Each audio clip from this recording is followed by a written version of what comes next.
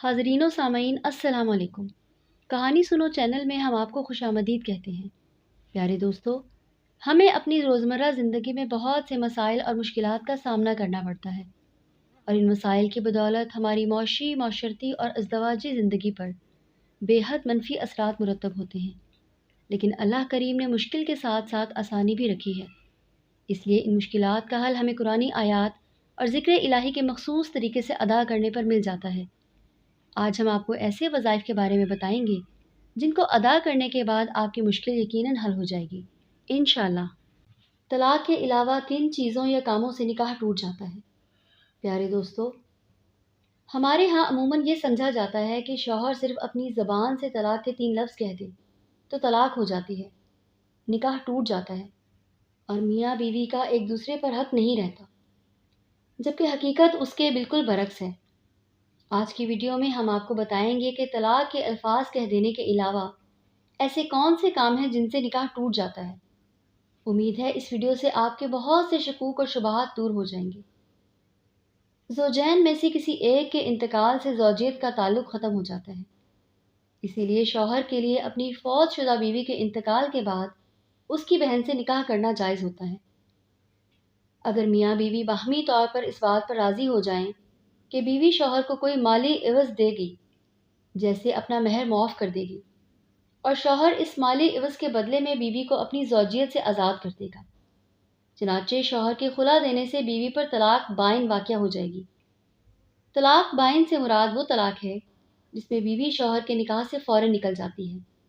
اعلیٰ یعنی شوہر اپنی بیوی سے 4 ماہ ہم بستری نہ کرنے پر قسم کھائے، اس کے بعد اگر شوہر 4 ماہ کے اندر اندر اپنی بیوی سے ہم بستری کرے گا تو قسم کا کفارہ لازم آئے گا، اور اس صورت میں میاں بیوی کا نکاح برقرار رہے گا۔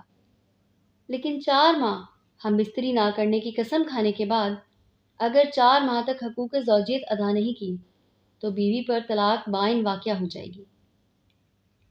اسی طرح شوہر کے غائب ہونے کی صورت میں بھی امام مالک رضی اللہ تعالیٰ عنہ کے مسلک پر عمل کرتے ہوئے اگر مطلوبہ شرائط پائی جائیں تو قاضی 4 سال کے انتظار کے بعد بیوی کو غائب شوہر کے نکاح سے آزاد کر سکتا ہے۔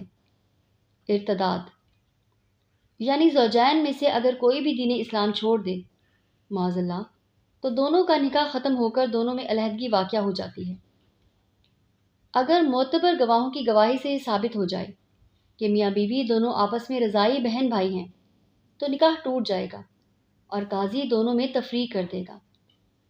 شوہر اگر اپنی بیوی کو زنا کرتا ہوا دیکھ لیتا ہے اور معتبر شرعی گواہوں سے اس کو ثابت نہیں کر پاتا تو اس صورت میں لعان کا حکم ہے، اور لعان یہ ہے کہ شوہر 5 دفعہ قسم کھائے گا کہ میں اپنی بات میں سچا ہوں، اور اگر میں اپنے اس دعویٰ میں جھوٹا ہوں تو مجھ پر اللہ کی لعنت ہو۔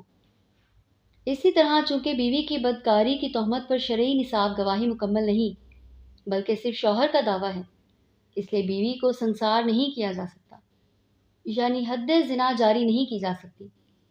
تاہم شوہر کی تہمت کو اپنے سے دور کرنے کے لیے اور اپنے آپ کو زنا کی حد سے بچانے کے لیے بیوی پر بھی لازم ہوتا ہے کہ وہ 5 قسمیں کھائے کہ میرا شوہر جھوٹا ہے، اور اگر وہ سچا ہے تو مجھ پر اللہ کا غیظ و غضب نازل ہو۔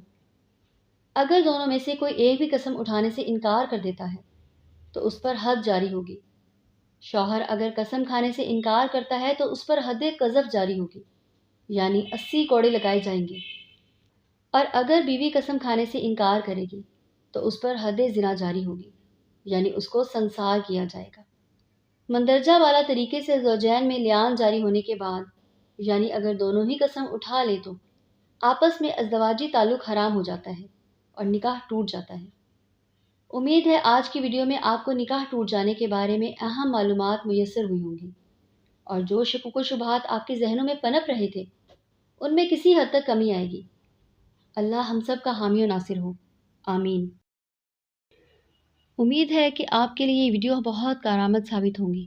اگر آپ نے ہمارے چینل کو سبسکرائب نہیں کیا تو ابھی سبسکرائب کریں، ویڈیو کو لائک کریں تاکہ ایسے مزید مفید وظائف آپ تک آسانی تک پہنچتے رہیں۔ فی امان اللہ۔